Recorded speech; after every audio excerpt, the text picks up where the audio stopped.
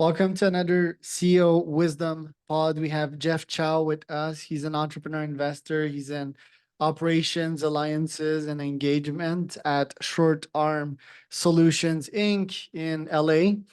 We're going to talk about his company, cybersecurity, and everything is between his background and podcasting. Of course, has a podcast. He's co-founder and co-host at Cyber Pro Pod. So this podcast is brought to you by podpar.com. If you want to start your own podcast, if you want to scale your podcast and monetize it, you can go to podpar.com. I can help you do that. It's also brought to you by this little supplement here called Qualia. Keeps me alive during my long entrepreneurial days. It helps with focus, concentration slash focus, and memory, of course. So very much recommend this supplement here. You can go to neurohacker.com slash CEO Wisdom.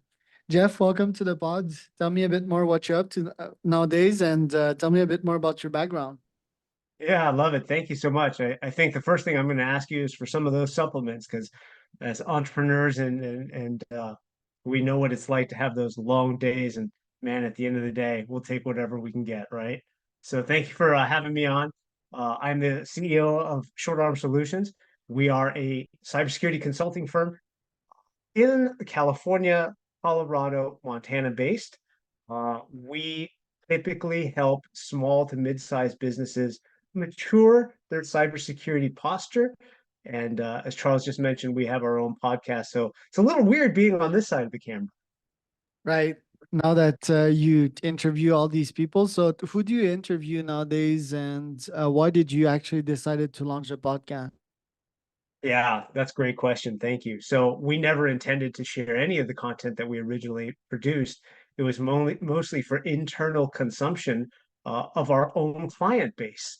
And it was one of our clients who actually said, "Hey, why don't you guys throw this up on YouTube?" And we were like, "Why would we do that?" And after we got a little bit more education from him, we ended up doing it. We're over 300 episodes deep, and the primary purpose for the Cyber Pro podcast is like you to do rapid fire format podcasts and have other um, folks in cybersecurity share a bit of their wisdom, education, and experience because this is a brand new field and the landscape changes every day. And our joke internally is why would we want to learn something quickly? Because if we do it slowly, we're going to get hacked. Right. And how did you get in the cybersecurity world? Very good question. Um, most of my team are already cybersecurity experts. They realized that, like most new industries, the big players are always going to focus on the Fortune 500, 1000, because you know what? That's where the money is. Let's be honest.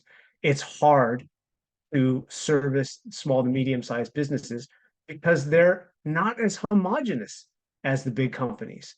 And so they felt that it was a much needed service, a critical service to protect the small guys like us in as much it is the big guys. Right. And nowadays, how do you get your new clients? Is it through the podcast or do you have some GTM strategies going on? Yeah, another really good question. So we, up until no joke, this summer, we've been in business for 3.5 years, and all of our businesses come through word of mouth. We've been very fortunate, knock on wood, gotta find some wood. Um, but we're actually getting into marketing as we speak, and we're fine tuning our message, and we're finding that we don't really have to fine tune the message. The need is out there, right? It's just about getting out there so people can find you and, getting on podcasts like yours. And your guests, how do you find them precisely and how do you filter who's good and who's not? Well, if nobody ever sees this podcast, you'll know that that's because Charles thought I sucked. Um, Honestly, it's mostly about the experience of the interviewee. As we all know, there's different personalities out there. Some people are good on camera and they're good on camera, but there's not a lot of depth behind that. And some people are the complete opposite, where they're not forward facing. but man, that there's some brain cells and neurons firing in that brain. And it's kind of just a mesh of finding the content that resonates with our viewers. And honestly, like you, it's just about what moves the needle and what educates. And that's our purpose. And how do you find the questions, the right questions to ask them? Do you use Chat GPT sometimes? We're getting into that now. The questions are pretty straightforward in our business in cybersecurity, right? Everybody wants to know how to do what they already do better to reinforce the protections that they have so that the chances of them getting hacked become lower, right? So they're already good at what they do, but it's always this cyclical cadence of getting better. Tell me some of the stories that you've seen throughout the years, people getting hacked in the corporate space. Tell me about some of the most poignant ones. They're all poignant, right? Like everybody's story is different, but they do fall into some pretty similar buckets. And I think that a lot of cyber professionals would agree that many times it's not the product or service that you use, it's not how advanced or complex your plans are. It's the humans. Like we're the fallible ones, right? Like if we see an email come in and it says a free taco, guess what? We might click on that.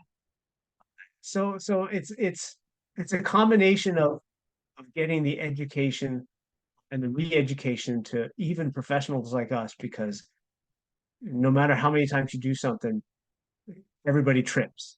So let's do whatever we can to make sure that when we trip, we don't fall. And what's a hack that's going on nowadays that people should be aware of? Man, this is a rapid fire format. We can't do that, but there's a lot.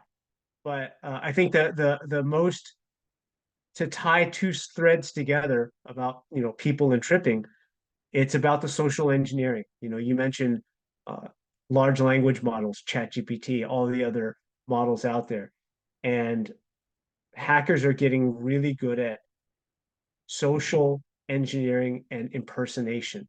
And if I get a text and it sounds like Charles, maybe that'll catch me off guard and I'll believe it and I'll respond. But it might not be Charles. It might be some nefarious actors from who knows where. And but because I know Charles and I trust him and I like him and he has really good hair, I might just fall for it. So the social engineering component is tough, but with the right amount of education, we can get it out there.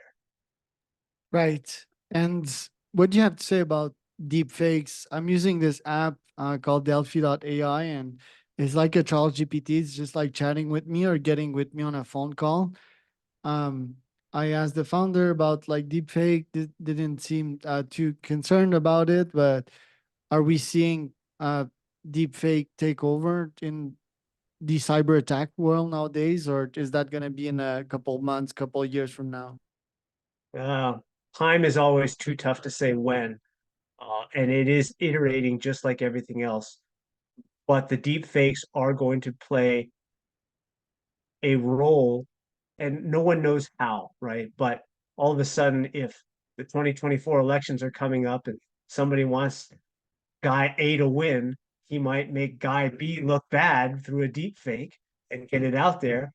And while there's no way to track the actual effects one on one, if that video is viewed 10 million times, guess what? It might sway some votes, right? So in that realm, it makes a lot more sense now. We're not at the point where somebody can fake Charles yet, but bro, it's coming. And what's basic mental defense against these things that you would advise your small businesses to implement? Oh, that is the $1 million question, my friend. Um, Zero trust. Always verify. Verify in multiple ways. Get on the phone. Talk to these people. If it comes through any other sort of automated message or electronic message, don't put 100% faith into that. Right. So, yeah. What are your business objectives this year? Great question. Um, we'd like to be able to, we do our best by walking into a company and doing an incident response disaster recovery plan for the company. Most SMBs either don't have one or they're pretty outdated. So by doing one of these plans, we can help them identify where those gaps are. And we'll never fill or identify 100%, but the more that we can, the greater impact, positive impact we'll be able to make on that company because we'll be able to help them incrementally. So it's trench warfare with the bad guys. You take a foot, I take a foot, and we just keep going because we don't have any other choice. Bad guys are out there.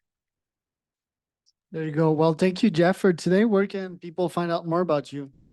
Ah, love it. Thank you for plugging me. The name of the business is Short Arm Solutions. We're at shortarmsolutions.com. And of course, we do have the Cyber Pro podcast, which is most widely available on YouTube as well as LinkedIn. Uh, Go there, take a look at our videos like Charles's. They're short fire formats. They're generally under 10 minutes. Eat a sandwich, learn something new, protect what's important to you.